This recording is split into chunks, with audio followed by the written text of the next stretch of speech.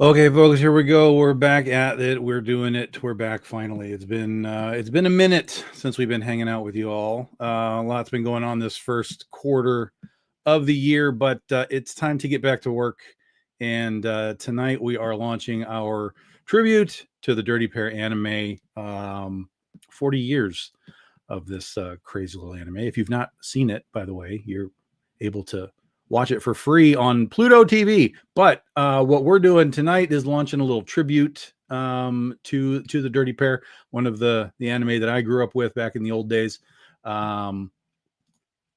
Still very fun for its time. I'm trying to get rid of this. Hello, I'm over to the side over there. This is going to be a mess. I don't remember how any of this works. Plus, StreamYard has kind of tinkered with layouts and so on. So I'm over here, but let's just do this. Hey, Johnny, what's happening? Hello, I'm back too. There we go. That's what I'm trying to do. That's what I'm looking for. Shawnee's back, co-host extraordinaire. Guys, if you're hanging out with us, give us a hey, hello, how are you? Anywhere that you are watching this stream, in the description, there is the link to the sign-up page. The sign-up page will take you to the campaign once it's officially live at 8 o'clock, which is in 24 minutes. So the link will work for you wherever you are and wherever you're finding us. So we have one more. We technically have two more people joining us. One of them is going to be late. He's on Canadian time. The other is here right now. Somebody that maybe some of you know. I don't know who knows him, but you all need to know him because he's Chris Hall. And Chris Hall is currently working on colors on JB Neto's line art for Penny for Your Soul, which we're going to be launching for the 15-year anniversary of Penny for Your Soul in June.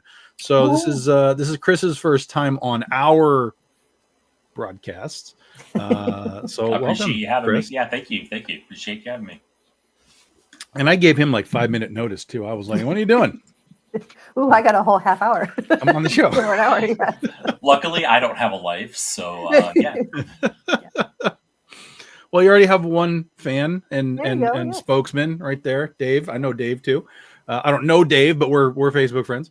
So colors. He's learning how to do the stuff on JB Neto's lines, and some of our Patreon folks have seen some of that stuff. I think I've posted it there. I never remember what I posted there anymore. It's been too long. There's all our little things at the top, guys. Wherever you want to find us: Facebook, Patreon, Instagram, Twitter. That's the old Twitter. That's how old this is that's the old Twitter logo. We don't even have it. We're not even on X, guys. We are officially still on Twitter. Forget the X. We're still on Twitter. Old school, damn it. Old school. That's right. So guys, we're finally getting back into the swing of things after my mom passed in April. So everything's kind of been up in the air and just pushed off. Our whole schedule kind of blew up on us. We pushed some things out back into next year. We weren't going to rush our artists and all that kind of stuff. So Goth Day has been pushed to next year. It's only 9 if you look at it from the water has been pushed to next year. Blood Donor Day pushed to next year. So this year will be a little bit contracted, but then we did, of course, add this one sort of out of the blue. So we lost 3, but we gained 1. So overall, we're still going to have, I believe, 6 campaigns this year. This one, Penny for Your Soul in June. Of course, we did the Nei one at the beginning, so that was 3. Then we have the I don't know what the hell is left. Then we have Legend of Oz, the Omnibus. The Wizard of Oz Omnibus. Yeah. Penny for Your Soul again in BD15. In November, and the BD15 anthology, which will have 3 stories. It'll have Nosferatu. It will have Princesses versus Zombies, and it will have our first look at the Amityville sorority sisters. That'll be in October for our Halloween season of things. So that's what you're getting this year, guys. That's what you're getting this year. And then next year, of course, is the 15-year anniversary of Oz, the Wicked West, and we will be bringing that book back and focusing heavy on that for most of the year. And then, of course, we're putting Goth Day back. We're putting the Shark book back. But Oz will be a heavy focus next year. Yeah. In fact, I still have this one in here for those that didn't see the little preview. Boom. There it is. Brand new cover. Glorious cover, dare I say, by Nei Rufino. Beautiful. I mean, ridiculous cover by Nei Rufino. So that'll be our first big omnibus, guys, and we're looking at making it oversized as well. So it'll be a little bit bigger and wider than our normal things. Trying to make it a little bit special since this is our first omnibus too. There'll be a hardcover edition. There'll be a soft cover edition. So depending on how you want to display your books on your shelf, we got you covered. So that's what we're doing there. But tonight it is all about Critter and Chloe. Critter and Chloe have teamed up in the past. Chloe, of course, being Blue Jay. Some of you know her as Blue Jay. Chloe is her, the civilian name. And they've teamed up before on some covers. But this is their first team up together. Of course, this is a totally out of context thing. For those that don't know, the Dirty Pair is basically a space adventure with a couple of what are called troubleshooters who cause about as much trouble as they shoot. So it's just all good fun, goofy science fiction comedy parody stuff. So I am not familiar with that anime, but you sold me with space antics, so I'm good. It's 19. Let's be clear. It's 1985 Space Antics. Yeah, better yet. I agree. Yeah, I totally agree. You do have to mention that it is for adults. Well, I mean, sort of. I mean, there's sort of innuendo to it, but there's not flashing boobs or doing anything like that. So if you get the anime though, it is very much for adults. It's the manga. Oh, I don't know about the manga. I'm only talking about the actual anime, the cartoon itself. Right. Which, like I said, for those that haven't seen it, most of your TVs will have it. It's on this network called Pluto, and you won't be able to just find it. You'll have to put it in the search, and it'll come up. It's not dubbed or anything, so you have to read the subtitles. But that's fine. No big deal. As long as you don't mind subtitles, then you're fine. It's one. But yeah, it was always a fun. It was always a fun, weird show. It went through a couple of phases. There was a modern version called Dirty Pair Flash, where they kind of redesigned the costumes and stuff. But the classic is what we're talking about. And as soon as I heard the 40th anniversary, I was like, how do I do something with that? Because we've done this in the past. Like we've had the Showgirls, anniversary thing, and we've done some covers for anniversaries, like the Cannonball Run, which is where Critter and Chloe hung out as the Lamborghini girls. So, and that's kind of where it triggered. It didn't take long before I was like, oh, Critter and Chloe, that's about as good as we can get. And I've always been a big fan of the Dirty Pair. I've always liked not just the anime, but what Adam Warren was doing with the comics from Dark Horse. He was adapting them in the 80s as well. And so there's a lot of tribute to sort of everything, like the original anime, the Dark Horse comics. We've got covers that are sort of homages to covers from Dirty Pair and otherwise. So everything in this is sort of tribute and paying homage. There's to a little something for everyone. What has come before. Yeah. So we're going to really quickly take you through the campaign here, because we have about 15 minutes before we're going to launch this thing. But we're going to take you through this, and you'll see it's a pretty easy, simple campaign, everybody. A little bit of description of, of course, what we've got going on here. Aizaneto Adamar, Bun Leung, Pedro Perez, and of course Chow Mahato doing the regular cover. We do have some sample pages, so you get a sense of what is going on in this book. The fun's already starting. Yep. It's from page 2. We're going. We're not wasting any time. So really simple, guys. We have the original, the basic cover. All of these are very limited. Even your basic cover, we're only doing 150 of these, folks. So this is a limited edition book in general. That is Chow Mahato and Chris Chua, who of course do the interiors of the book as well. Kind of give we found an old anime advertisement for this stuff, and kind of pulled it off of that to kind of give it that old 80s anime feel. We have Aizaneto Adamar. This book was our C2E2 exclusive. We don't have a ton of these left, so whatever's here is what's here, guys. We're only doing 85 of these books because it was 1985 when this came out. You get it? You get it? Oh my god, so sneaky. So 85 of these. So this was our C2E2 exclusive, Aizaneto Adamar. This is our upcoming Motor City exclusive by Pedro Perez. So we will have some of these at the con, but again, if you're not going to the cons, this is your chance to get these books ahead of time. Motor City's in about 2-ish weeks. So pretty much right after this ends, we'll be taking the rest of the books to Motor City. So if you want to get one there, we will have them. But we have a handful of them available for you here. You can't get to Motor City. There you go. That's right. And then the week after that, I go north in Michigan to Cherry Capital Comic Con in Traverse City. And Bun Leung has done a cover for us that was sort of a tribute homage to some of the old home video style stuff that they were doing, of course, in chibi style. We only made 85 of these as well. And that's it, guys. That is the bulk of the project. So come in, get your covers, and you're done. Grab them all. Just do it all. You're fine. You'll be fine. Get them all. Super easy. You won't find an easier campaign. But if you want to get a little bit deeper, we do have some back issues that feature Critter and Chloe throughout. So we have Camp Crossover. That is Chloe's first appearance. BD14, that is her first official story all by herself. We have the Transformers homage from the 35th anniversary. That is a pinup book, BDI pinups, but we have Chloe in her Blue Jay Starscream armor. And then we have the,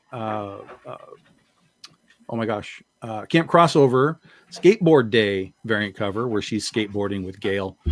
So those are your primary Chloe back issues. Oh, and then we have, of course, a handful, and I'm talking about like 8 sets of our Video Games Day covers done by Brian Peterson. So you'll get all 3 of these. They're not available individually.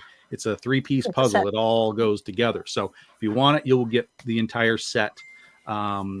You'll get serial numbered sets as well. We only did 50 sets. That's why I only have like 8 left. I was surprised I had that many. So we put however many we had up, and you can grab those. Then we got some back issues for Critter, Jesse Witchman and Jose Luis, and there's their another one of their appearances. The Doghouse team up there on the top right. Then a couple of more recent issues with Mars Foong and Joe Chiodo, and a Bill McKay cover on a Critter pinup book. Mm-hmm. Of course, if you just want to try out the series, we got the most recent 3 issues available for you, 21, 22, 23. You can just grab those. We do have some prints. This is the first time that the Lamborghini cover has been offered as a print. We're only going to be making 50 of these. That's what we do on all our prints, guys. We make 50 of them. We'll have that one for the first time. We have Chloe from Camp Crossover. This is Brian Peterson. This is Brian Peterson. And I have and I have found a handful of prints remaining from Eric Basildua and Nia Rufino, which is from the original miniseries that we did for her way back in the day. Yeah. So we got a few prints for you if you need something for your walls. And then, of course, we have the Big Dog Inc. universe, some back issues, some trade paperbacks, some stuff that you can try out, all kinds of different things. It's your BDI sample platter. That's right. Historical fiction. There's our preview book for From the Water. If you want to know what that shark book's going to be about, Joan of Arc is part of the Penny for Your Soul world. Antoinette is historical fiction, of course, with Marie Antoinette. Goth Day is the dark side of the Big Dog Inc. universe. There's Penny for Your Soul, Volume 1. Legend of Oz, mentioned before. We're doing an omnibus of this, but if you want to try the book out, we have Volume 1s available. We're doing the omnibus because the rest of we're almost out of all of these volumes. And I was like, well, are we going to just reprint all of these books?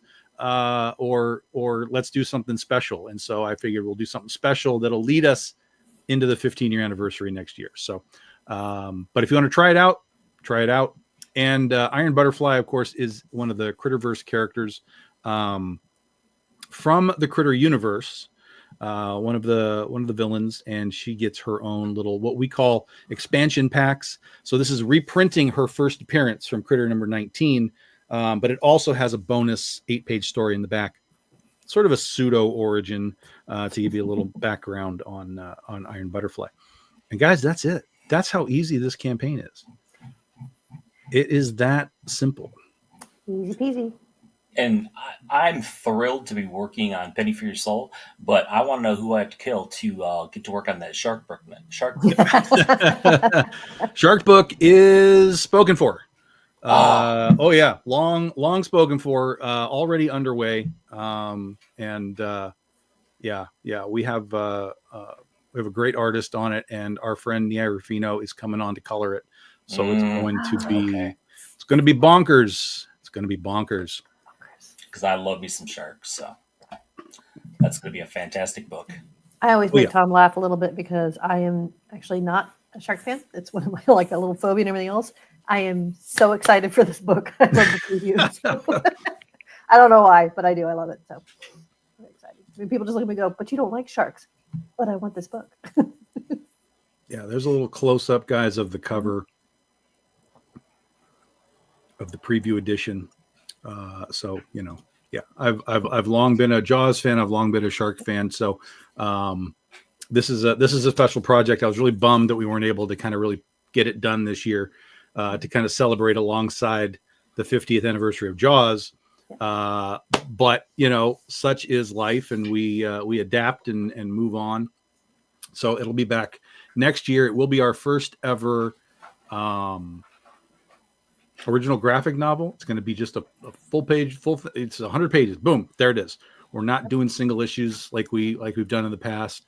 It's going to be just a big experiment for us to see just exactly how this goes. I can't imagine Shark Book not doing well. Yeah. I was a big fan of the old Hookjaw. Sure. Hookjaw? Yeah. Do I remember Hookjaw? It's sitting right here. Okay. I can't read that. So yeah, that's awesome. Dun dun dun dun dun dun. Oh yes. Awesome. Love me some Hookjaw. Yeah, Hookjaw is great. Hookjaw is that's some stuff. That is some stuff. Yep. I think it'll be good. I mean, because the normal fan base here that Tom has and everything else, people are excited for it. But I think it will translate out as well. I think we'll get some new people in because sharks and shark books and that sort of genre, people love it. It's iconic. Well, people have been. I mean, the response to just the preview book has been great. I mean, we had to do a second printing of the preview book because we just blew through the first 150 copies that we made of the original cover. So we made a new cover, put those out. So I still have a handful of those, but those went pretty fast too, though, didn't they? Yeah, I mean, whenever we go to cons, whenever we do like free comic book day and stuff, like it's an immediate attraction, like instant attraction. And I think it's just because it's people just get it. Like you see a shark fin, you just understand what's happening. Mm-hmm. There's not really a lot of explanation that you need. Right. Oh, there's sharks. Probably people are going to get eaten. That's going to be what's going on. So is it following the morality tale aspect of Hookjaw, or is it just a completely original? It has always been. I have always had in my brain, what would Jaws 5 be? I have worked on the context of how would you tell a Jaws 5 story, not a reboot, not a retcon, an actual take the continuity, run with it, Jaws 5. Continue on. Yeah. And that story has been building in my head for a long time. And I realized, it got to a point where I just realized, like, Universal doesn't care. They're not going to do anything with this. So I have to get it out of my head. And so this is sort of fan fiction / parody / tribute to the franchise with all of the appropriate changes. Amity Island, of course, is Harmony Island, and on and on and on and on. So you make those changes to make it a parody story. So while it leans sort of on the continuity of the franchise, it does present the situation in a completely new idea of where would we be now in modern times after so long. Where are these characters? Yeah, where are these characters? What are the situations? And the people that I pitched this to, I was like, does this make sense? They were immediately like, yo, that's really good. So I was like, okay, good. I think I've got something. That's cool. Very cool. And now it's no longer chomping away at Tom's brain. Yeah, it's got to get out. It's got to get out. It can't be in there. Are you familiar with the novelization of Jaws: The Revenge that kind of explains why the shark? It's on my table over there. Okay, yeah. Yeah. I thought that was pretty cool. The whole witch doctor. Yeah, the voodoo thing. Yeah. Yeah. And they pulled that out of the movie, but there is one little nod to that still in the movie, where Michael's mom is talking about, the shark coming for him. And Michael says, sharks don't commit murder. You can't believe that voodoo. I'm like, oh, there's the little, There's there's the little, sorry, we can't do the voodoo story, but we're going to throw that in, for those that know, you get that little bit. Yeah. Yeah. Yeah. Trust me. I'm well versed. We've if it has to do with Jaws in any way, shape, or form, Tom probably has it somewhere in his house in some capacity. Yeah, we have.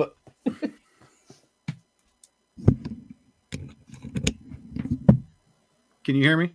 Yep. Yes. Okay, good. I just unplugged my mic. I have the Jaws memories from Martha's Vineyard on this side, and then the making of Jaws 2 on that side over there. So I've been deep in this, especially because when I started to write the script and figure out how I want to do this, I went deep dive on just everything sharks, just like everything everywhere. I wanted to put my mind in the mindset of like, you're in the ocean, you're on the boat, you're these guys, you have to hunt the sharks, and you're doing this now in modern times. So, when you watch Jaws in 1975, the technology is so wildly different, and now you have to kind of come forward. You have to understand how the technology has changed for the boats, for the hunting equipment, Still scared the crap out of me though. just for everything. So yeah, it was really interesting to kind of try and plug and play all these little extra things and modern boats and just all this stuff, and trying to figure out how to put all this together. It's been really good. It's been really fun, and I think in the end, I think Jaws fans will love it because they will understand all of the context and the Easter eggs and all that kind of stuff. And then, like Shawnee, those that really don't know that stuff, they're just going to get a story that hopefully works, just within its own boundaries. So I'm a good beta test for that because since I'm not immersed in the history of everything else. So I'm looking forward to just the story of it. Yeah, which is the benchmark of a good story. Like the people, the super fans will absolutely love it, and the new people can still enjoy it. And exactly, this is really cool. So that's it. Yeah. So Dallas, yes, Critter is Antarctic Press, but Antarctic Press is reprinting the series, my friends. Critter has been around for 15 years through Big Dog Inc., partially through Aspen Comics, who also reprinted the series. So what you're seeing from Antarctic Press is essentially round 3 of the release of Critter through the direct market. But the series itself, we did 5 issues in the original miniseries, a 0 and then 4 issues. And then the ongoing series has now reached issue 25. So there is a lot of Critter, and there are spin-offs as well that we've done over the years. And then, of course, we have tonight's spin-off, which is about to launch in 1 minute, everybody. Dun, dun, dun. Everybody. Yeah. Get the thing up here so that we can find the button to click. Exit the preview. Okay, I said exit the preview. There we go. It knows you haven't done this in a long time, so it's going to mess with you. Yeah, it's going to be like, yeah. Ready to launch. Yes. I know all of this stuff. So you got about 30 seconds, guys. 30 seconds. 30 seconds, and then we're going to start. So once I launch this thing, guys, I'm going to make a couple of posts. You can talk amongst yourselves. Talk about Critter. Talk about sharks. Talk about whatever it is you like. And then I'll still be here. But you'll hear a lot of clicking and clacking for a few minutes. While we get this happening. So it's 8 o'clock, guys. We are going to launch this beast right now. All Click right. Click it, launch, drum roll. Oh, what? There we go. I was like, you click it again. Like, how does that happen? How does that happen? So, guys, we are live as of right now. Like I said, give me a second, and I'm going to tell everybody that we're live. Let me get rid of this thing. Sometimes I'm always grateful of these little short ones that he does and everything else because it makes choosing. Because sometimes that I have to only choose 1 or 2 covers. It's like, dang it. Anthony, the link is in the description of wherever you're watching us. Go up to the description. Link is right there. Click it, and you're good to go. Do the thing. And you're all set. Because even if we post it here, which I can do, I'm not sure where it's going to filter to because we're in 3 places, but it is in the description, my friend. So like I said, I will attempt to post it in here, and maybe it will work. But I can also just post it in my own feed. But let me get the live out to everybody. Let me post this right here and just see what happens. Boink. So it went to oh, it worked. Look at that. Yay. Yep, there it is. Big Dog Inc. And it went to our Facebook page, and it went to YouTube. It did not go to my page. So I'm going to drop it into my page right now. So just a second, Anthony, if you're watching from there. It's always got to be a little convoluted, right? Experiencing technical difficulties. Please hang on. Always got to be. There we go. So wherever you're at, guys, the link is there. Grab it, give it a peek. All right. But it's in the description, even if you're on your feed. So we're good there. Yeah. Everybody should have it now. Yes. Everybody should have it now. And then we'll hang around here for a little while and chat, see if anybody's got any more questions before we get out. Again, Chris, for those that are here and haven't met Chris is going to be doing our colors for Penny for Your Soul, which we're going to be doing in June. JB Netto is coming back to do the thing with us. He is the sole artist from our original series that is still doing work with us, long-term work with us. So super excited. As soon as I mentioned to him last year that it was going to happen, that we were going to get more stuff, he was super excited. He was like, oh yeah, let's get going on this. So it is really a pleasure to color his line art to you. So he's fantastic. Yeah, he's really good. He's what's up, Mike? Mike's here. He's been at it for a while. I think one of the interesting things about Penny is watching him grow as an artist. You go back to the original volume, and it's like it's good, but it's raw. It's really raw, especially his inks were like really raw. But then as you go through the volumes, you kind of watch him get better and better and better as it goes along. So he's really at a point where he's got himself with some real consistency through it all now. Plus he knows the characters because he's been drawing them, for 15 years. So he's locked in on the designs and, so that then allows him to really kind of start playing with, page layouts and, how to make everything look, super cool on the page, not just the designs, but all that stuff. So incredibly creative, just sharp as a tack line art. It's really good looking stuff. So, and I just hope my colors can do it justice. So yeah, I have faith because Tom wouldn't have put you on it if he didn't think that you wouldn't be able to make it shine. Well, I was kind of like whoring myself out. So like I officially met and talked to Tom on a podcast, and right after that, I'm like, hey, you need anybody? As a matter of fact. Yeah. So I'm curious though, Tom, what was your inspiration for? Is it a secret? Like inspiration for Penny? No, for the current what we're working on. Oh, for this book. Well, yeah, it's just organic. Do we have? We do. He's hidden. He's hiding out down here. Oh, Jesus Christ! What is going on now? My computer just went cuckoo la la. Wait a second. What are you doing? That's because Chris asked the question about secrets, and it went crazy. It went crazy on me. DM is here. What's happening, man? Apologies. Welcome for hanging out. I'm glad you posted in that chat because you were like way off the screen because I have to scroll through all the people. There's so many screens happening that I didn't see anybody. Well, thanks for having me on, man. Yeah. Even if it's for a little bit, but I'm here to have fun. For a little bit. So the answer to the question is it's organic storytelling. So where we left off in Penny for Your Soul,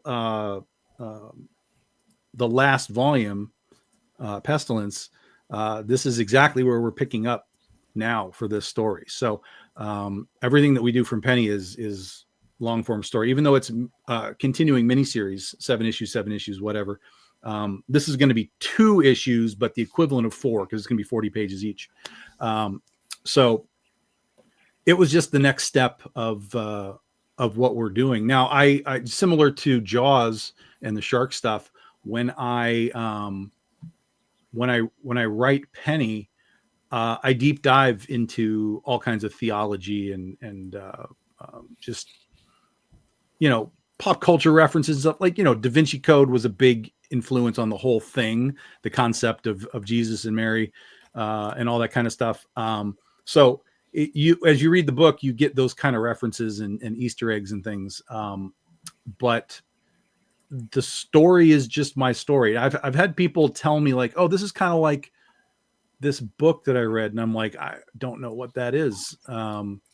Which is one of the better defenses when people are like, oh, this is like that book. I'm like, I don't read books. Sorry. I don't know what you're talking about. I just thought it was really unique, the focus on Mary Magdalene. So this particular volume that we're about to do it's called 7 Demons. It was planned years ago, because when you read the end of Pestilence, it'll say like coming soon, whatever, Mary Magdalene, 7 Demons. So the 7 demons, of course, relate back to the Bible, where Mary was possessed by the demons and Jesus exorcised them out, and then she became one of his, followers, disciples, whatever. And so this particular story, we've had the whole lead up has been really, it's almost sort of like Star Wars, right? Where you think the story is about Luke Skywalker, but then at the end you realize it's about Darth Vader. So sort of like that, as you go through the story, you really kind of see like, well, this was about Danica, but like Mary really is sort of the linchpin through all of it, from heaven to hell to purgatory to everything. She's kind of the one that kind of really ties it all together. So this was a story that sort of had to happen to kind of take us into the next phase of the overall storyline. And I got to do a one shot with her is there a 24-hour? What's the 24-hour thing? No. Oh, first 24 hours. No, Mike, not this time. This is a really short campaign. So no day one stuff, no 24-hour stuff. It's just books. Go get your books, Mike. Go get your books. If something happens and suddenly we have, some huge surge of backers and stuff, we will arrange for some stretch goals as well. But like I said, this is a very small campaign, so I'm not anticipating like for this whole, although then just like that, $300 shows up. So yeah, just go get your books, Mike. Just go get your books, and then we'll see if we can. Yeah, go get your books. We'll see if we can get some stretch goals out of this at some point. Go get them. So yeah. So so Mary is. I did a prequel with Mary, which was really interesting.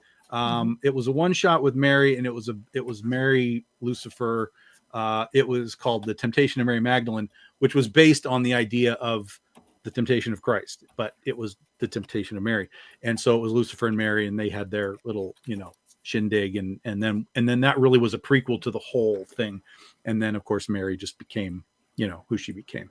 So now we get to kind of come back around, wrap up some of the stuff that we've been doing with her, clarify some positions, and, let her kind of deal with her past, because everything's kind of been tossed up in the air as of this last volume, because she's now, she was Jesus in our world. She was Jesus's chick. Then she ended up in purgatory. She got pulled out by Danica, not by Jesus, so she kind of got left behind. So there was a little bit of like, what's going on there? She sacrifices herself to Lucifer so that the first Horseman War isn't taken, and loses the Apocalypse sword. Then when she's in hell, she's basically a slave, but then she makes a deal to become sort of, Lucifer's sort of right-hand man, and then on and on and on and on. And it's so it's fun. It's a very I've seen fun. some things.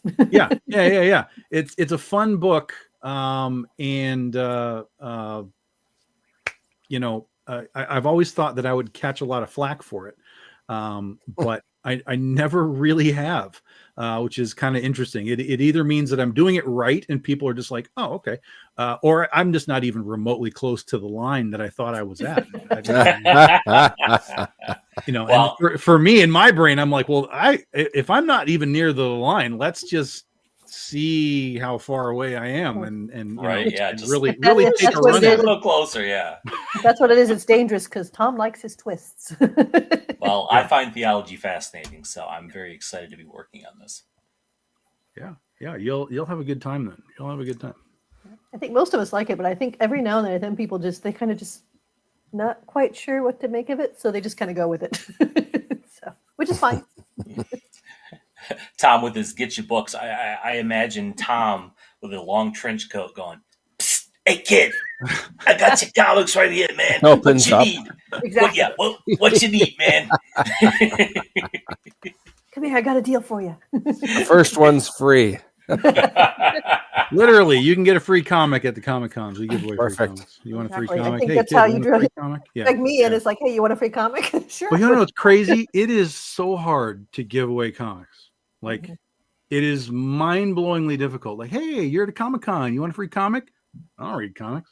Like, what? What do you First of all, why does that even matter? Do you want a free comic? Like, it's free. Like, take it home, give it to somebody that you know that might like just take a free thing that's, but they look at you like you're a leper. Like, what are you talking about? Like, why would I look at a comic book? Like, oh Jesus. So yeah, it's really tough. Which blows my mind because I go to all these different other like work conventions and the amount of just stupid swag that people, it's free. I'm like, it's a squishy. What the? So, but yeah, people are, I don't want a free comic. I'm like, I can't talk to you. Well, you got to wonder if they're thinking if there's like is there a catch? Like, it's yes, free well, and that's definitely a thing. Like, they don't necessarily want to be roped into talking about it or whatever. I totally understand, but I don't even I don't even say like, hey, come on over, and like I'm just like sticking it into the crowd, like. Just take it while you're walking by, please. You're going to stand in line somewhere. Read a comic while you're standing in line. Well, I remember that was my thought process. Is these guys are all standing in line for autographs for hours. Like, give them a comic and let them look at it while they're just hanging out, and then maybe they come back and say, "Oh yeah, I read the book while I was waiting for somebody to sign my whatever." And that does work. That is the result that we get from time to time, but. Yeah, it's tougher and tougher. So you need one of those T-shirt cannons and stuff it with comics. Comic books, they'd hit a little harder. Shooting comics into the sky, and they're just raining down. Bundled up into tight, large corks. I remember as a kid, anytime I was at a comic shop, if there's free comics being given away, I don't know why, but I internalized a stigma about the comic not being as good. I look at it completely different now, but I remember as a kid, like, it's free, it therefore zero value. But at the end of the day, it's comic. Like, there's a story in there, and it's definitely worth taking a look at for sure. Yeah, people have told me that they were like, you're devaluing your brand, and I'm like, I don't think I am. I'm not giving away like variant covers or anything. I'm just like, it's just like, here's a regular book. Here's a regular book. Take it with you. Well, yeah, and it's like Ray said, it's like the first one's free. Here's a taste. Yeah. But the reality is people are weird, and that's just the way it works. Oh boy, and if you have to try to give away a Brahm cover, or Brahm artwork, that's not good. I had when our first year at San Diego Comic-Con, I was giving away comics outside of San Diego Comic-Con. I thought this will be the easiest way to get rid of some books to people ever. No, sir. No, sir. Not at all. I was giving away a Critter book, and I had a Penny for Your Soul book. And then what was really funny is this woman comes by, and I gave her, I think I had whatever I had left. I didn't have any Critters left because whatever I had brought, they had gone. Because I only went out for like an hour at a time, and I'd bring like 50 books. And so I only had some pennies left. So I gave one to this woman who wanted one, and she took it. And then she was like, well, what about him? And I said, who? And she said, my son. This is like a 10-year-old kid. I'm like, well, this isn't really like a kid's book. And she was like, are they free or not? I was like, there you go. There you go. Go right ahead. Parental permission Yes. on you. Yes. Yep. You have made that decision. That's fine. Exactly. That's fine. Hey, Tried to give you warning. can we take a look at that? A closer look up at that cover of them on the bike, because that is a homage to a classic. Yeah, Dirty Pair of them on the motorcycle. So Yes. Yeah. that's Mhm. fantastic. Yeah. I love that. Yeah, that's Pedro Perez. I gave him that image, that Adam Hughes cover. I was like, just kind of run off of that. Don't line by line it or anything, but just give us the idea. Make your own bike. Impression of. Yeah. Yeah. Just a little tribute, like in the one that he did. She had like a gigantic gun and stuff. I was like, nah, just have her like waving at us and keep it where we want it to be. And he was like, yeah, that's great. So yeah, that's super fun. And then this one is sort of a loose tribute to the J. Scott Campbell Danger Girl cover, where they're in the silver dresses. So kind of a loose one there. And then again, this is our own thing, but it's based on the design of some of the old home video things that they were doing. So I showed that to Bun, and he was like, "Yep, I'm on it." Came out great. You gotta love chibi artwork. I was gonna say, Bud and his TVs. Yep, he's he's been doing these things for us forever. Well, he's only done a few covers, but he does all of our like stretch goal stuff. So we have all of our fans have stacks of magnets and stickers that this guy has done over the years. So the chibi things have been great, and it was cool to get him to do. He's in an Ursa Minor cover. He did a Oz cover, and then he did this one. So. Bun's a great guy. He is everywhere at Comic Cons, guys, by the way. I mean, he is all over the place. So keep your eyes open and you'll be able to find him. Like he was at C2E2. He was talking about maybe Motor City, but I don't know that he got in. But there's so many cons. Dude is just like everywhere. Like I told him one time, I was like, do you want to do like a Artist Alley Shopping Network like show? Like I'd give you a show and you can do it. He's like, dude, I am on the road. Like he's like, I'm on the road like a wrestler. Like 43 weeks a year. Oh wow! I get it. That's crazy.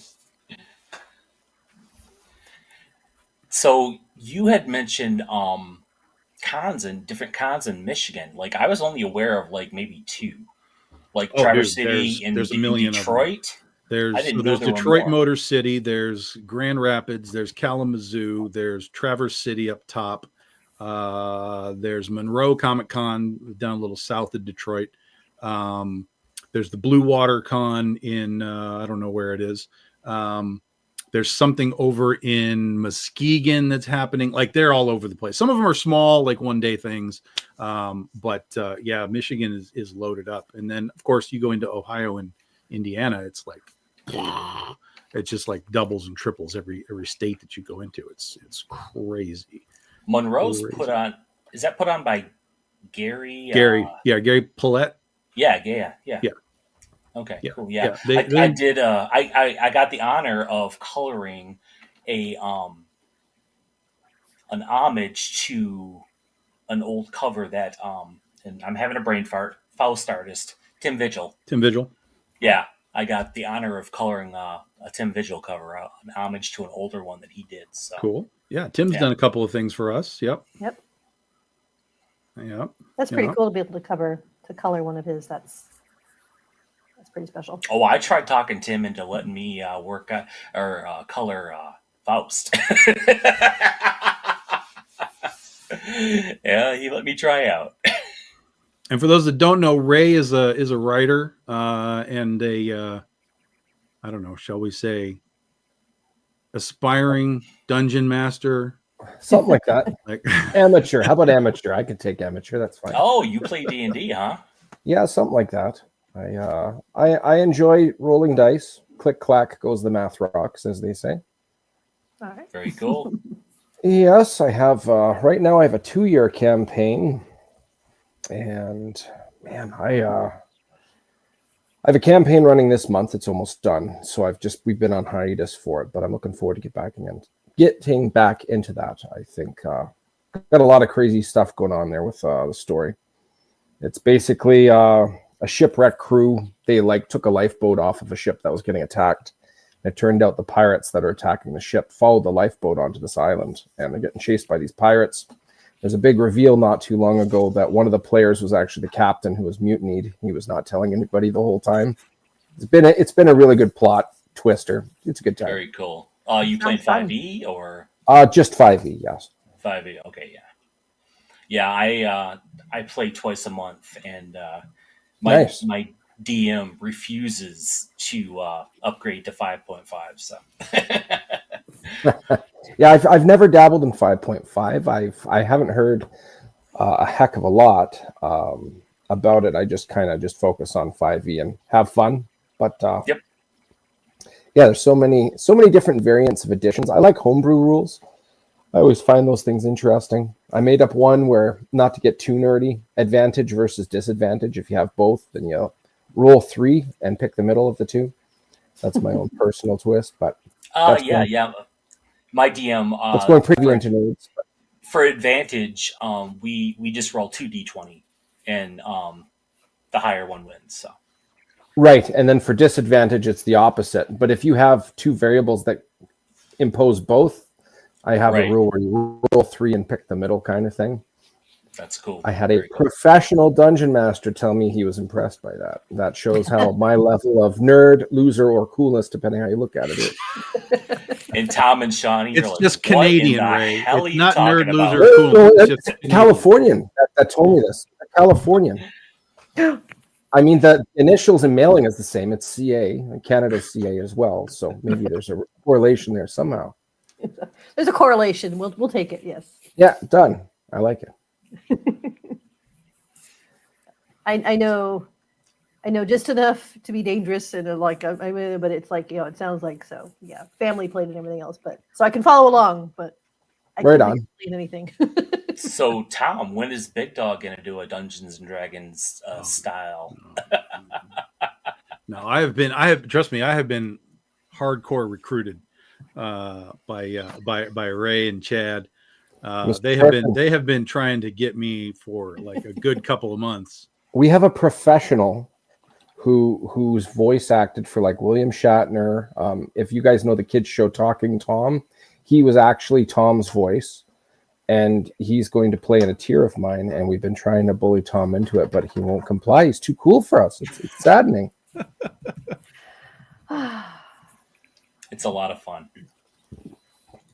We have to make him like the huge betrayer, so he can just sit back and like, in clandestine tactics, like screw everybody else over. Well, then now you have my interest. I was gonna say. So I'll Tom follow up another time.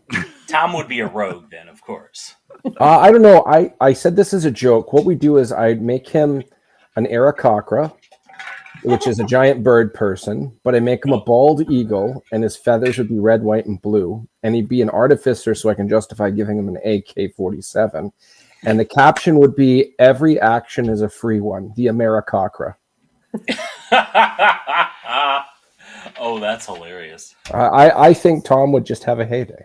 I think he would too. Yeah, absolutely. I guess he's not sold. Yeah. Yeah, I still haven't heard the right pitch. I'll tell you one cool one I did once. 6 politicians are sealed off in a room to make a decision about an oncoming. There's an army coming into their lands, and there's going to be a war, and they have to decide where an artifact is going to be. Depending where it's located, you have different benefits, and there's 3 different political parties. One of them has 3 members, one of them has 2 members, and one of them has 1 member, and they need a majority vote decision on where this artifact is going to be, and they can't leave. What they don't know is each one of them is a warlock of a different patron, and what they also don't know is each one of them has a task. Some of it is assassination related. One of them is like, I want the bad guys to lose on this, or to win rather, on this oncoming war. So I want the worst possible position of this artifact. And then just to add to the problem, as they all sit down and start discussing, 2 assassins come in. They get killed, and then they go through their stuff and they find evidence, which was falsified, but evidence showing that they had connections to the 3-member political party. And it lasted 2 campaigns, and it was just like, it was just the biggest slugfest I've ever facilitated. It was very enjoyable. One was a vampire and nobody knew. It was just so much havoc. And surprisingly, nobody died.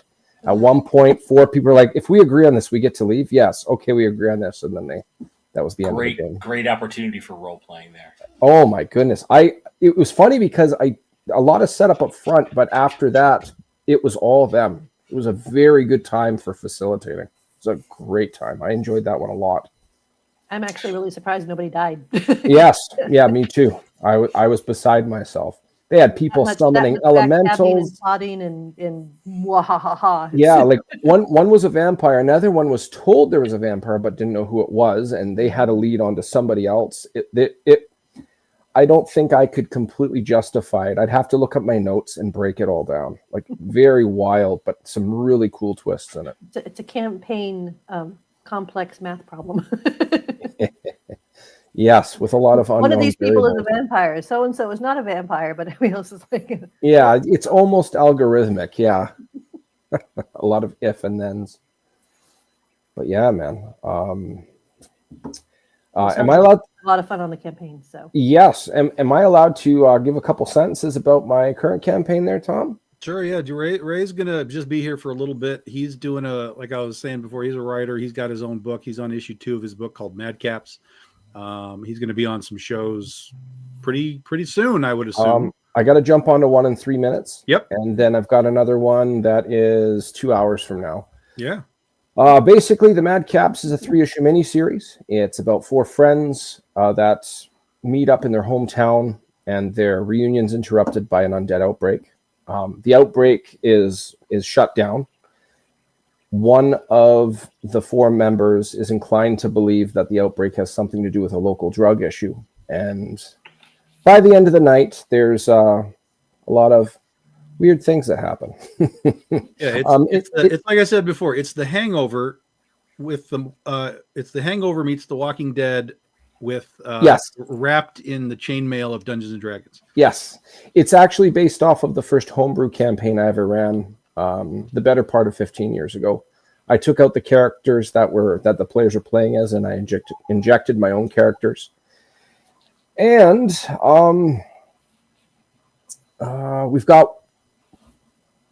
we're at 24 hours to go now. We're well past funded. Colored by Dan Kemp, who's done a bunch of Spawn. We got different variant covers, different like blankets and t-shirts and stuff of all various different art and stuff. It's a good time. It's almost like an adult version of Scooby-Doo minus the dog in a fantasy setting, like a whodunit.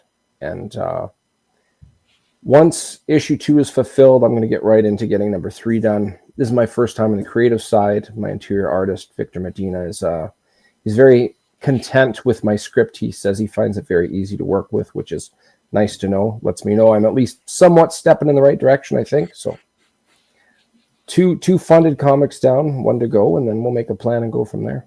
Yeah, excellent. Yeah, and Dan is a fantastic colorist, so yeah, very familiar with his work. Yes. But yeah, if anybody's watching, go and check it out. But I don't want to take attention off of Tom's baby here, Critter and Chloe, which just launched, and you already got $1,000, man. Good for you. That's really good. In like what, 15, 20 minutes? No big deal. Yeah, good for you. About half an hour. We did a nice. I mean, considering there's 4 new covers and that's it. That's a pretty good start for us, guys. We got to get to 3,000 to fund this thing. Remember, the books are done. In this case, the books are done. Not just done; they're in my hands. They're printed. Beautiful. So as soon as the campaign finishes, it'll take a couple of weeks for Kickstarter to like wrap it up, and then once they have it all wrapped up and everybody's got their surveys in, whoosh, stuff goes out the door. So towards the end of the month, or like right into June, we'll have all this in your hands. So yeah, beautiful. Unfortunately, I've got to go, folks. Do it, man. Check out the It's awesome to Madcaps. meet you. Thanks a lot, Tom. Appreciate it. It was very nice to meet everybody. Very nice to meet you, Ray. Have a good night. Have a good night. Yeah, man. $1,000, 15 backers. We're rolling in our first 30 minutes. Appreciate you all. Do us all the favor if you would, and just spread the link around, everybody, wherever you think people might want to see this. And of course, I'll be doing all my heavy posting. You'll have your feeds inundated with this stuff a little bit later. So yeah. But this is it. We're back. We're starting. Everybody knows what happened in the first quarter, so things got slowed down. But we're back at it now. I'm going to be back at Getting back in the scripting. groove. Yeah, getting pages to JB, so Chris has more stuff to do, and making sure we get a good chunk of pages done before we launch in June. Shark book will be underway, but the Shark book will be next year. So again, we're just giving that plenty of time because it's going to be 100 pages all at once. So, when I told Nia we were pushing it back, she was like, "Oh, thank God." She has so much that she was doing. She's currently coloring Critter 25, which is almost done. Critter 24 is almost done. Those are going to ship together with you guys, so you'll get 24 and 25 together to wrap up that and get caught up on those books. And then we'll be rolling along in all of this stuff. I will at Motor City in a couple of weeks. I will be there with CB Zane. So if you guys have CB Zane books, bring them out. I know there's usually a bunch of BDI guys in Artist Alley too. Like Chris Enot's usually there. Mark Gunn is usually there. I'm not sure. Bun Leong, like I said, might still be there. So yeah, keep your eyes open for that. Tim Vigil sometimes shows up out there. So yeah, just if you're going to bring books, do yourself a favor and look through the Artist Alley. And we're right at Artist Alley this time. We were in like a weird off corner, but now we're like right on the opposite side of Artist Alley, like facing them. So Nobody puts BDI in the corner. That's right. Yeah. Well, they did. They sure did. And they learned their lesson, and that's not happening this time. Yeah, they moved us this time. They gave us a little extra space. They gave us a corner, and we gave us our own corner. Like we wanted the corner this time. But this time we're not like hidden. Last year it was really good, even though we were kind of hidden and like in a weird place. But this time I think it'll be even better because we're really right in Artist Alley, which is great for us. Because the other goal is to keep Chris busy, right? Yeah. Keep once you're part busy. of the BDI family, then it's like we don't tend to let you go. So that is a good thing. I'm happy about that. Let's see if I can get something posted in here. So, Shawnee, how did you come to be Tom's co-host? Yeah. I ran into. I'm in San Diego, so SDCC is kind of like my local con. So even though it's big and expensive and crazy, but it's just easier. So when he was doing that, I think it was 2015. And that's when I met Tom. So, and they actually Legends of Oz is one of my favorites. I love the whole Oz mythos. I grew up with that. So when I saw the covers for that, I was like, "What's this?" And yeah, I got hooked, and he's been really sweet to me. And I got to meet a lot of amazing writers and artists through him, and I've expanded and everything else, and going to con and. Yeah, it just kind of organically grew. And usually I've gone out to Arizona when he was with Jesse James, and he's had like launch parties, and I usually will trek out and come be a pest and help out. So, and then with COVID cool. and everything else, so he said, we started doing more of this, and he says, come on and chat. I said, oh, cool, you bet. So, all right. So you must be a fan of. Are you a Wicked fan?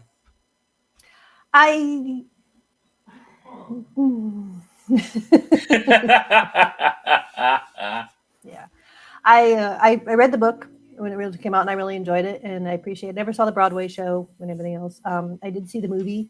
I'm not as enamored of it as some people are, so but it was just hard. I appreciate the more traditional Oz story, and sometimes the way it's portrayed in The Wicked is like, okay.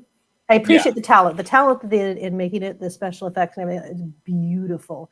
And the singing and everything else, and they did a gorgeous job. But the message was a little off for me. So Understandable. yeah. So that's just personal. But yeah, I love Oz. I love Scheherazade. I do love Penny. I love pretty much anything Tom puts out. I'm like, what's next? I'll do it. There you go, guys. This is actually a previous. We've done some edits on this, but this is the one that I had in my just hanging around. So there's a quick look at what Chris is working on, what is coming down the pike. Wow. Along with JB. So it's going to be dramatic. It's going to be going to be drama, and it's going to be action, and it's it's going to be all the things that Penny for Your Soul is. Yes. Tom's direction for that was red. Red. Well, that sounds about right. And you're like, okay. Well, you nailed it. It's definitely red. Thank you. So, I'm very excited to see the work and the new Mary Magdalene stuff coming out. So it's going to be cool. Yeah, it'll be good to get back to that book. I saw JB had posted a new page.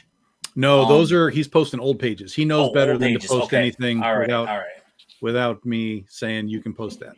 All right. I said I wasn't sure, so I just saw the pages that I hadn't seen before. So I checked it. We're new to you. Yeah, new to me. Yeah, that was all from Volume 4 that we did many years ago, too many years ago.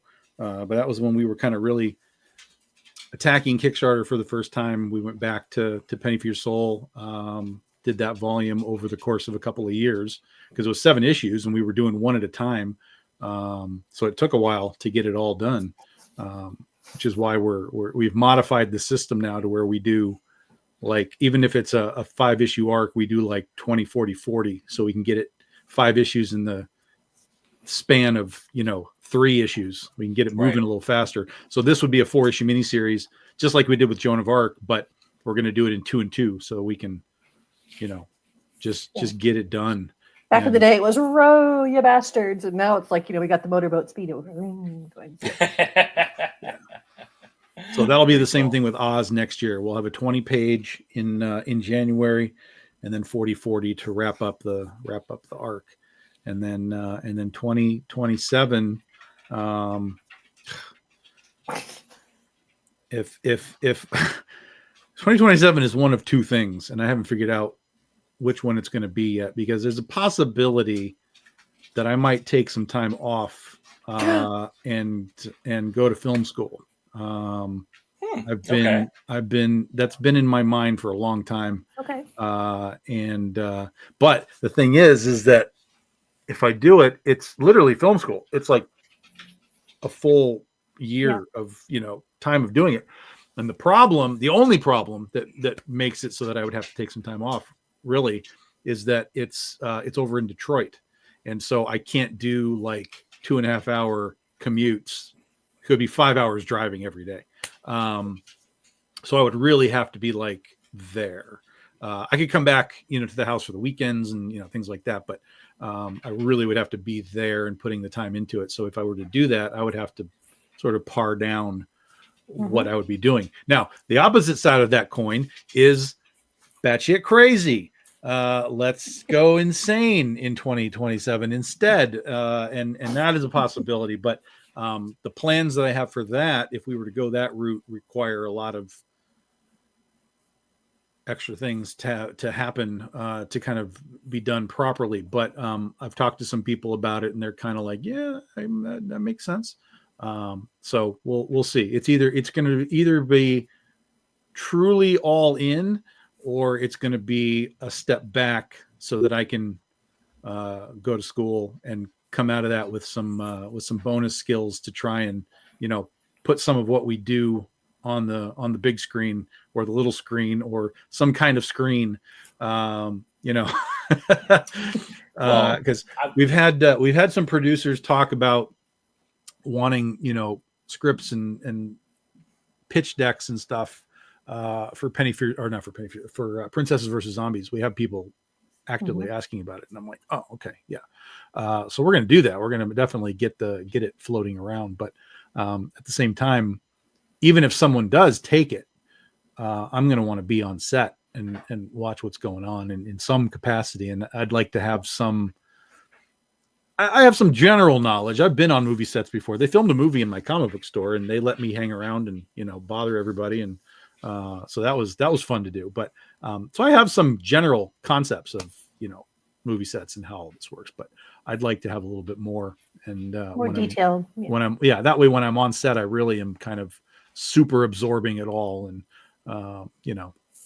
that kind of thing. But if they end up not optioning it, then at some point I just say, well, guys, it's time to just do this ourselves. And, let's talk about raising some money on Kickstarter and, so on and so on and so on.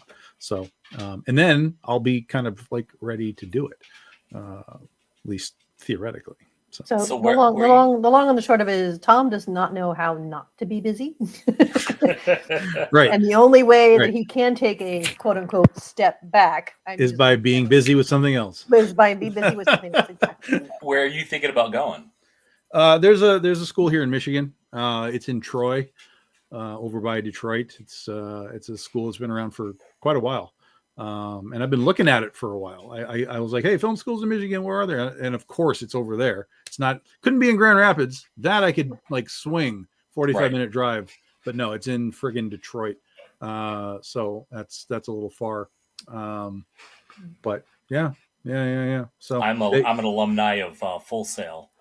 Okay. So computer animation degree, and that's in Florida. So, and so I also do film editing and video content creation, all that stuff. So. Yeah.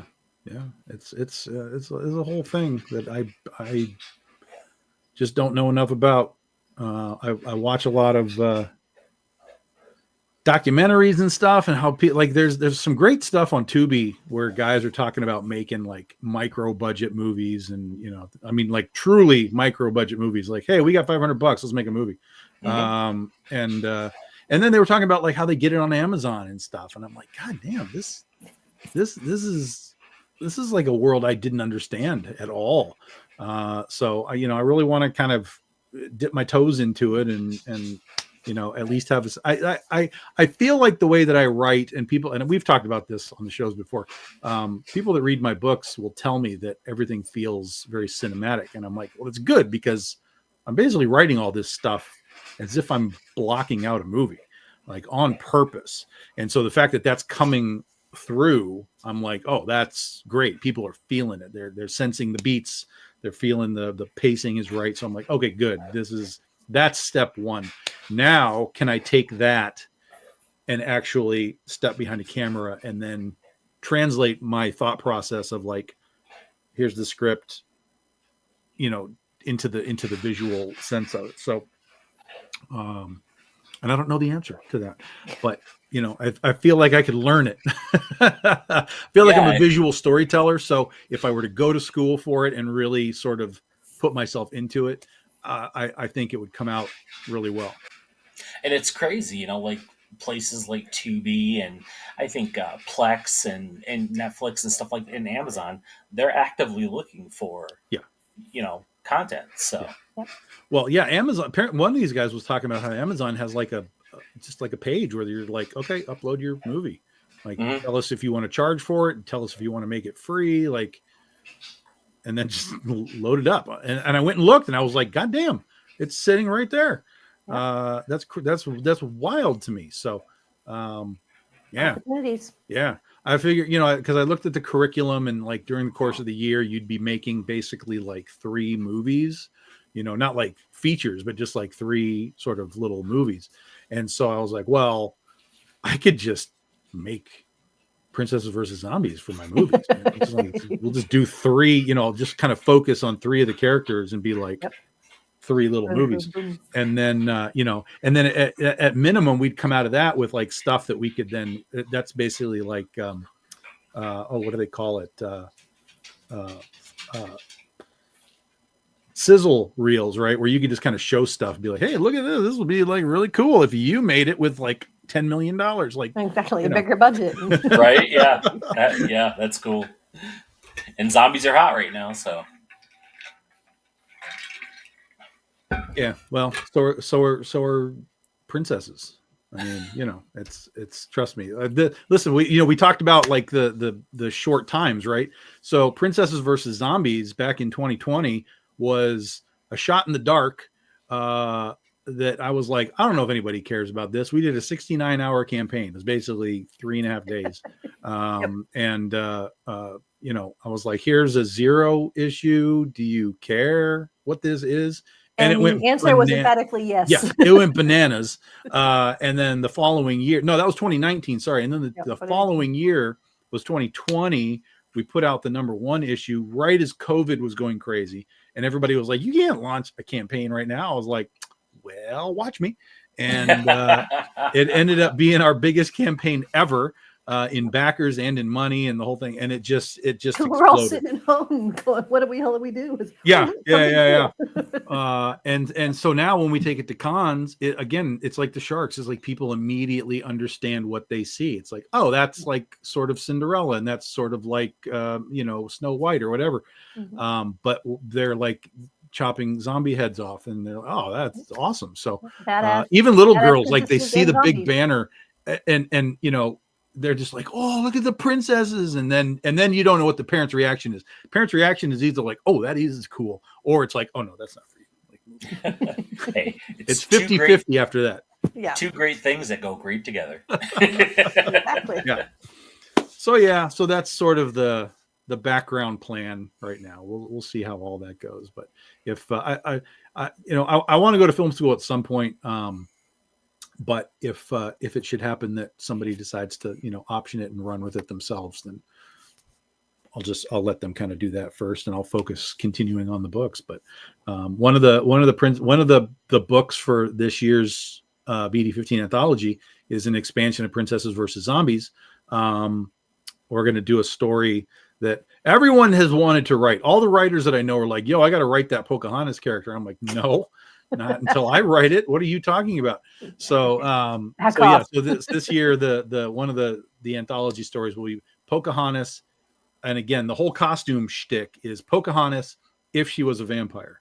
So it's like this ridiculous, you know, crazy cosplay thing, and so we'll get that as part of the BD15 anthology. So yeah. Tom likes to put two things that maybe don't obviously go together, but he just kind of. Oh no, that felt like Reese's peanut butter cups to me. Exactly. That was like, us, yes, absolutely. But I there was are like, people dude. that kind of go.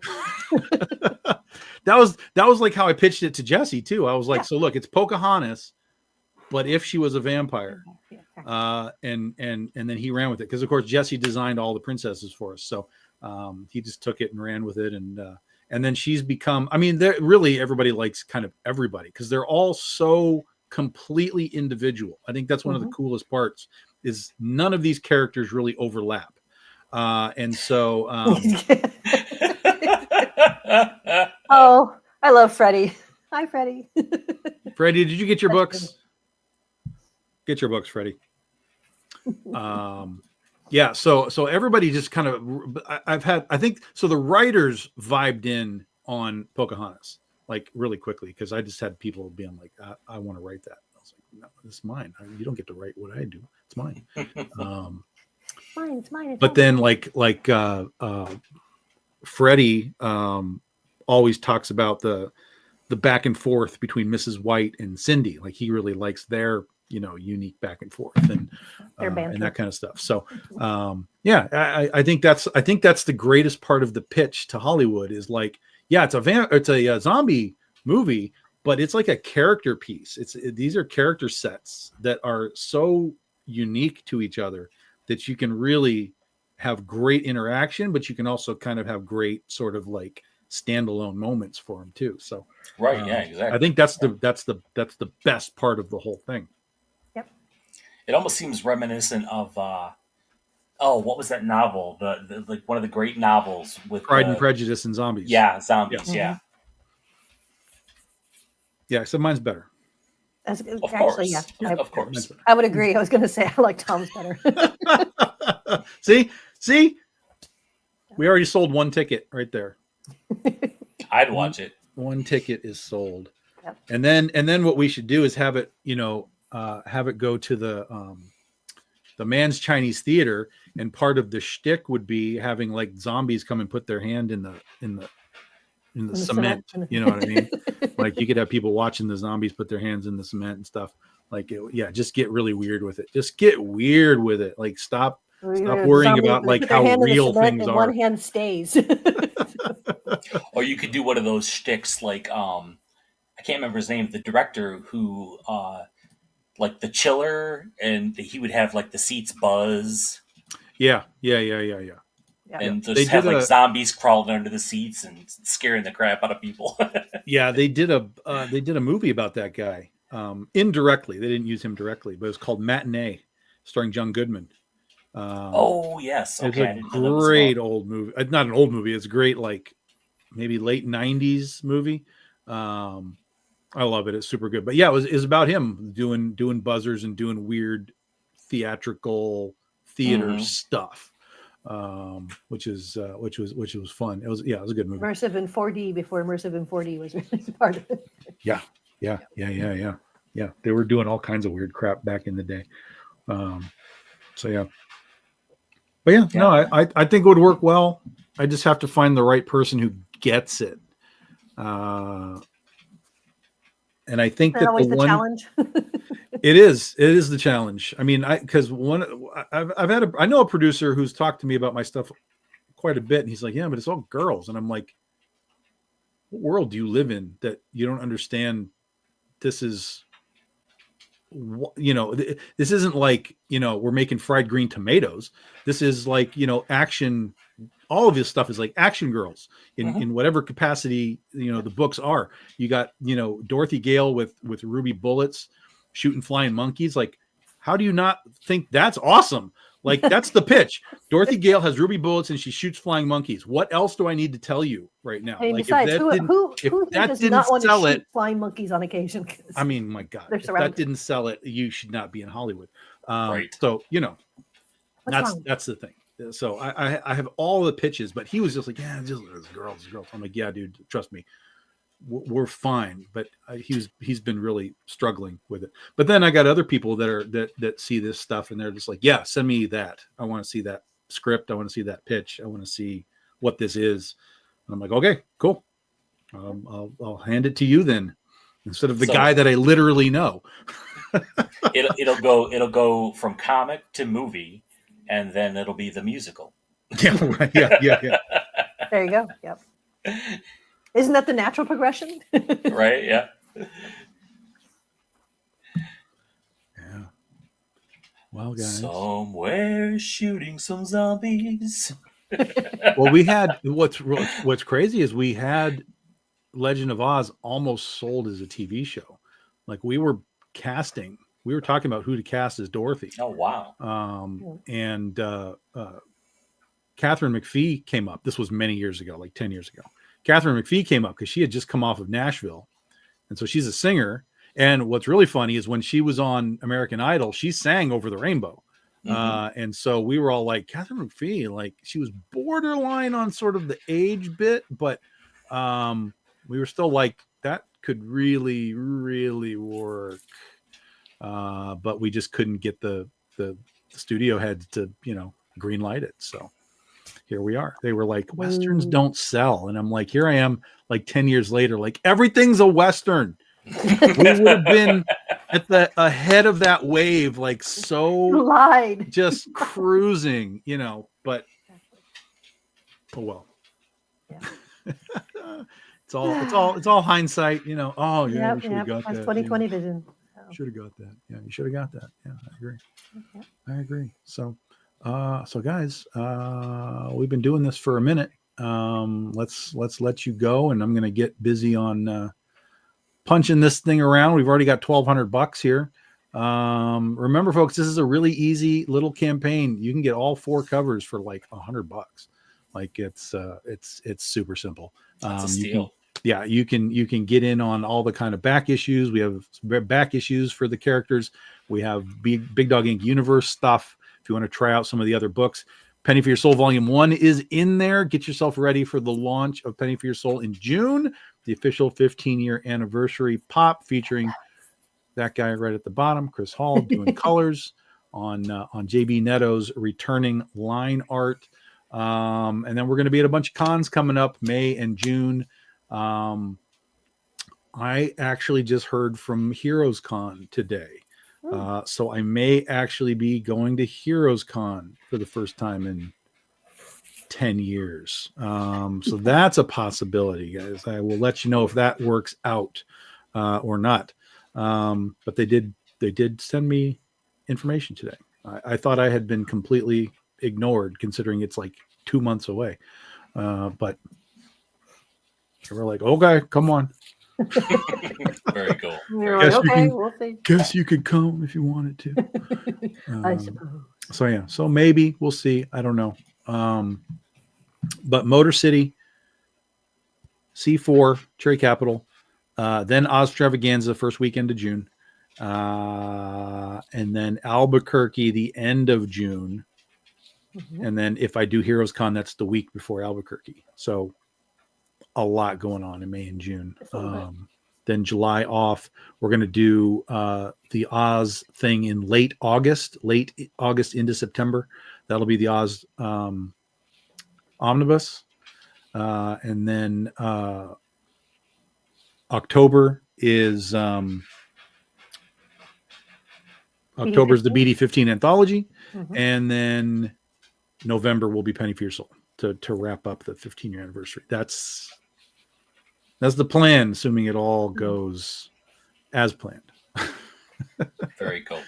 So yeah, anything else, Chris? You want to just give them a little shout out to your socials and stuff so people can find you? Yeah, you can if you have any questions or want to do any commissions. There's Christopher M. Hall 1973 at gmail.com. You can find me at Fatboy73 at deviantart.com. And also on Facebook at Fatboy73. So there you go. There you go. Reach out, message. For sure. We'll probably pop on from time to time over the next handful of days. Oh, well, let's show you this before we leave. But wait, one more thing before we leave. Well, we're just going to watch the number go up because the number is about to go up. I'll probably pop on again. This is just 11 days, guys. This is going to end a week from Sunday. 11:45 Eastern time. Okay. Also, these small little ones are one of the few times I actually can be back at number one. Yeah. So quick campaign. Again, there's only 4 covers. Go get them all. Just get them all. Don't worry about it. Just get them all. Let's do it. Yeah, we're only making 85 of these things anyway, so just go. And I think that's it. I think we've given you all of the information. Come on, update. There we go. Boom. All righty. You see that? That was my mutant power. Update. Boom. Good stuff. Guys, do us a favor. Share the link around. Just splash it everywhere. And let's get this thing done. We're already almost halfway there in the first hour. So, we'll be fine. We'll fund this thing. Again, the books are done. This is done. We're going to have this shipping to you by the end of the month as soon as the campaign ends, and then Kickstarter finalizes it. You guys will get surveys through Kickstarter. There's no backer kit. It's just, here it is. Get your surveys. We're done. Simple, easy, clean, and then on to Penny for Your Soul.